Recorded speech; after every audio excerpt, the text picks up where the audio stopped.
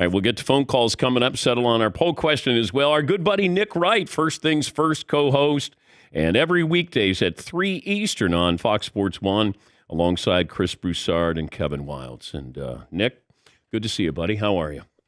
Good to see you. It's been too long. I was wondering we were still good buddies. I hadn't been invited back on in quite some time, which was a shame because I would like to thank Paulie because at the very end of my last appearance, right after you said goodbye, Paulie said, kind of trailing into the microphone, he's so awesome every time. And it touched my heart. So thank you very much, Paulie, and to the whole crew. I have no recollection of that. Sick or otherwise. Yeah, I'd need to hear something, some audio evidence. I'm fond of Nick and his appearances on the show. I don't recall him saying that, but Paulie. Maybe it wasn't Paulie. Maybe it was someone in the back row or in the back studio said something very, very nice about me afterwards. Yeah. Because off air, Paul's usually complaining about having Nick on so often that. That's fair. But there's no audio of that. That I know of. Did anybody say anything nice about Nick Wright the last time he was on? The last time? It happened. The last time? Why would I make this up? I was trying to thank somebody. we don't give compliments and we don't take compliments. Especially me. What a weird lie that would be.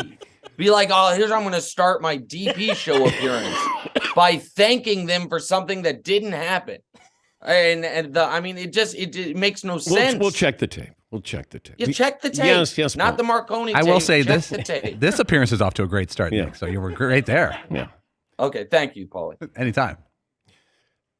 Let's bring on Nick Wright from First Things First. Yeah. Every weekday. And What's Right with Nick Wright, the podcast, as you can see I'm advertising. Okay. Oh, look at that. Got signage there. I like signage. That. Yeah, it's nice. That's what the kids call it. What do you want to talk about, Dan? If the Bills lose tonight, ... What's that mean? Big picture. I mean, it just, like so many things in the sports world, that the only person who had it right was Nick Wright. It'll be nice. It'll be a nice, consistent thing. I have my weaknesses as an analyst, but you know what I think I'm the best in the world at? Maybe it's because of the size of my nose. Sniffing out fraudulent teams. 3 years ago, everyone's like, oh, it's the Clippers sitting now. It's like, okay, no, it's not. The last few years, the Nets, the next year Nets. And this year, the Bills were treated from the very first game of the year when they were road favorites against the defending champion Rams. Now, the Rams ended up being terrible. Like they had proven something. They've proven nothing. The Bills last year were worse by any metric than the Bills the year prior.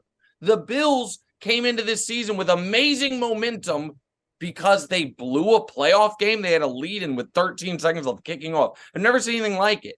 And then through 5 weeks, everyone was like, oh my God, well, you might as well call the season. Josh Allen, QB1, the Bills' best offense and defense. And it's just not, they're not that. And so it wouldn't shock me if they lose. They should have lost on Thanksgiving. They're a fine team. They are a good football team that was anointed this juggernaut, despite the fact that we've never seen it. And the people are trying to make the comparison of Josh Allen's last month of football, when since week 7, he has the same passer rating and the same touchdown interception ratio as Davis Mills, to what Patrick Mahomes went through last year. And those are identical, pass rating and touchdown interception ratio, to what Mahomes went through last year. The difference is Mahomes had 3.5 years of perfect football and then a slump. Josh Allen's career has been awful as a rookie. Oh, maybe there's something there as a second-year player. Outstanding in the third year, MVP candidate. Not even a Pro Bowler last year. Mac Jones made the Pro Bowl. Josh Allen did not. And then a great playoff run where he lost one of his 2 games. And then this year, awesome for 6 weeks and awful for 6 weeks. It's just so the Bills discussion irritates me, if you can tell. I can tell. And I said this a couple of weeks ago, that there's certain players who get to that point where we then start to take them for granted. And Mahomes has moved into that category where you almost expect him, you plug in 40 touchdown passes, you know he's going to get to the AFC title game. And it's not fair to him. He loses Tyreek Hill, and he's still probably the leading candidate for MVP. Can you see other players in other sports who get into, it doesn't take long to get into that, oh, that's right. Like the Greek Freak is in that category now. Yeah. Luka is kind of, he hadn't won an MVP yet. But there's certain players, I know basketball is a forte for you, but do you see other players who we take them for granted and then they almost have to reinvent themselves for us to go, oh my God, that's right. So the Greek Freak is a great example because LeBron is what people would go to, but LeBron hadn't, took him a bit of time to win. He didn't win a title until his 8th year or 9th year in the league, pardon me. He went to a couple, but didn't win and didn't play great in those first couple finals he went to. In fact, played really poorly in one of them. Giannis is one where I think Giannis should have won MVP last year. He didn't. Could have won it the year before. He didn't. And it was because, at least for one of them, he hadn't yet won the title, so we were holding it against him. Here's my frustration with the Mahomes thing. Typically, when we take those guys for granted, there are a couple good things that go along with it. One is they are universally accepted as the best player in the sport. Going into this year, Mahomes was number 8 on the NFL Top 100. And the NFL.com had him as the number 4 quarterback. We had folks saying he was the second or third, really second best in his own division. So all of that. So he doesn't, and it was conventional wisdom that Josh Allen had supplanted him as QB1 because everyone wants to use that terminology because all these guys want to be scouts, evidently. But he's QB1, he's QB2, so stupid. But here's the other thing that usually happens. That comes after you've won multiple MVPs. So what in the NFL, guys who win multiple usually win them in bunches. Favre won 3 in a row. Manning won back-to-back, and then there was a gap. Brady had only a 2-year gap. Rodgers had only a 2-year gap. Montana, I think, won back-to-back. If Mahomes doesn't win this year, it'll be 4 years where he didn't win it. In 2020, he had 38 touchdowns, 6 picks. He was 14-1 as a starter. And they didn't give him the MVP because he didn't play in week 17 because his team had locked everything up. And he was the defending Super Bowl champion. So I guess, Dan, here's my take. Patrick Mahomes, wildly underrated. That's what I believe that. I believe that. I don't disagree with that.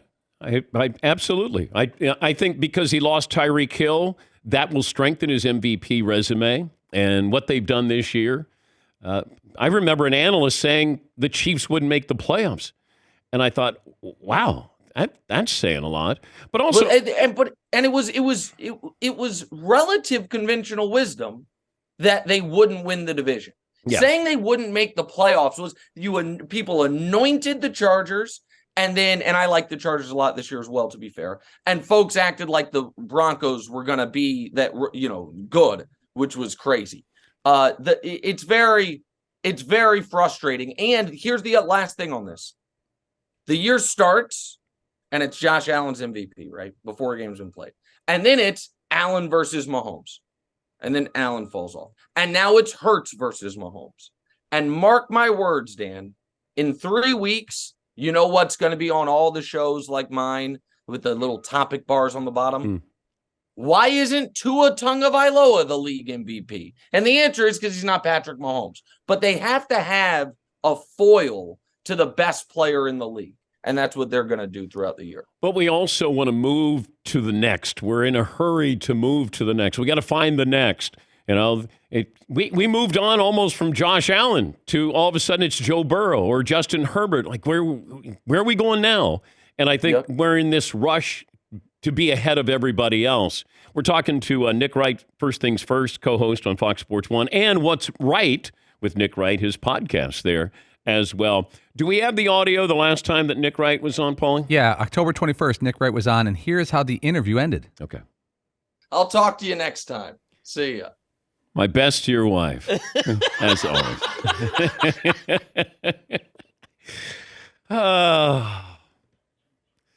That dude's the best. He's good.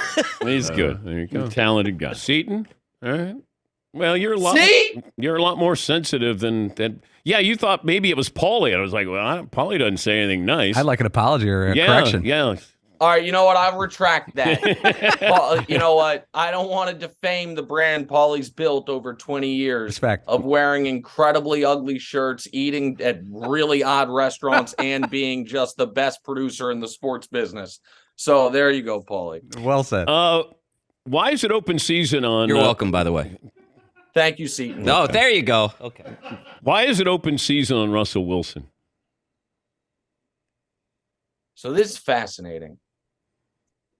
I think that the general sports fan, this isn't necessarily my cup of tea, but what the general sports fan wants is a touch of fake, meaning these guys are rich and famous, incredibly confident, and they want a little humility, right? They want a little fake. I would prefer authentic, jerk to fake nice guy, but that's I'm out of the mainstream, right? Russell Wilson, but what nobody wants is transparently fake. What nobody wants is, dude, you rehearsed this. You clearly don't believe what you're saying. And Russell Wilson has crossed the Rubicon of no one believes you ever. And he seems to, at times, even on the sideline getting yelled at by Purcell, that he is going through, and I know this is psychoanalysis and it's not fair, but it's what my gut is. He, instead of reacting like the competitor that he is, he's taking the extra beat of how would the Russell Wilson character respond here? And which is why he's like, yeah, okay. Like, I think people, you know what I think could have turned, at least partially, the Russell Wilson stuff, is if when Purcell yelled at him, he took his helmet off and yelled back, hey, man, we're whatever it is. And it also didn't help that Nathaniel Hackett was a foot away saying like, oh, boy, sounds like something's going on back there, boys. But I think that everyone thinks he's fake. And I don't think people like fake. And it doesn't help that he's been horrible. Yeah. But it is shocking to me how much Schadenfreude everyone that has played with him seems to be taking in this. From Carroll to, it's not just Richard Sherman and Doug Baldwin. It's everybody seems to want to, take an extra shot at him up to and including, but even the wristband thing. I don't know if you guys noticed this. I'm sure you did, but I don't know if you talked about it. So the wristband mini controversy happens. And then 2 days later, he's at the press conference wearing a wristband. And it's like, buddy, like come on. Like, and so I don't know. I agree with you. When Purcell yells at him, now not many marquee quarterbacks, franchise quarterbacks get dressed down by a defensive lineman. You could see him kind of go, wait, what? And instead of grabbing Purcell by the shoulder pads and like banging helmets and going, yes, let's go, whatever it might be, I agree with you. I mentioned that he seemed shocked and then didn't know how to react to that because he didn't have time to prepare to react. To prepare. Yeah. Right. That's the thing is that's what you tell your kids, which is, and it's not you tell your kids. I mean, it's an old thing, which is if you don't lie, you don't ever have to remember anything. You know what I mean? You ask the question, you tell the truth. You don't have to think. If you're always yourself or more often than not yourself, you can just react. And I don't think he feels comfortable doing that. And I don't know, at this point, you almost feel badly for the guy because in addition to everyone going after him, I thought he was a player on the decline. One of my strongest bets this year was the Broncos under. I didn't believe in him. But nobody, myself included, thought they would be the worst offense in football. And every week is the same. That's the other frustrating thing for a Broncos fan. It's not like, okay, 1 week they figured it out and scored 30. Every week they score 16 points. Every week they're, you know what I mean? They're 3 yards a pass. It's the same script no matter who the opponent is. We created a T-shirt, the Broncos T-shirt. Fritzy, you want to give Nick what the T-shirt is? Run, incomplete punt. Let's ride. Yeah, because I apologize. Is Fritzy's the Broncos fan or C? Oh, okay, yeah, Fritzy is. Yeah. You know, Fritzy, that the Broncos went 47 years without back-to-back losing seasons? Yeah, it's and now beyond they're at frustrating. 6 in a row. It's horrible. Man. Yeah. Let's ride. That's what you get. You guys were mean to me. It might have been your father mean to me at Arrowhead Stadium when I was a child. And you guys would come in there with old John Elway and Shannon Sharp and kick our ass and beat us in the playoffs when we were 13-3. And Elway would drive down the field. And you guys were mean to me as a child. And now it's finally coming back to haunt you. We have the greatest quarterback to ever live. You guys have $250 million and Mr. Quite Limited. How's that feel? And we haven't beaten you guys in like 7 years at least. Paul. It's 14 games in a row. The Broncos are this bad. They haven't played the Chiefs yet. They have 2 left against us. Paul, what did you think of Nick Wright's appearances? I'd love to rave about it, but we're all out of time. Got to hit the break. Oh, that's a shame. Darn it. Even Seton doesn't have pleasure. time to. Hey, it's great to see you again. You as well. Happy holidays. Hope you guys all had a wonderful time. Hope you're feeling better, Dan. Well, maybe we'll have you on before the big day. Wait, I would love that. Wait, why can't we have him on again? Of course we can. I always offer. I always say, how about Nick? And then Paulie goes, I don't know. Nothing there. I don't know. Let me, Fritzy, let me see if Reggie answers first, and then we can call Nick. See ya. All right. Thank you, Nick. That's Nick Wright. First things first.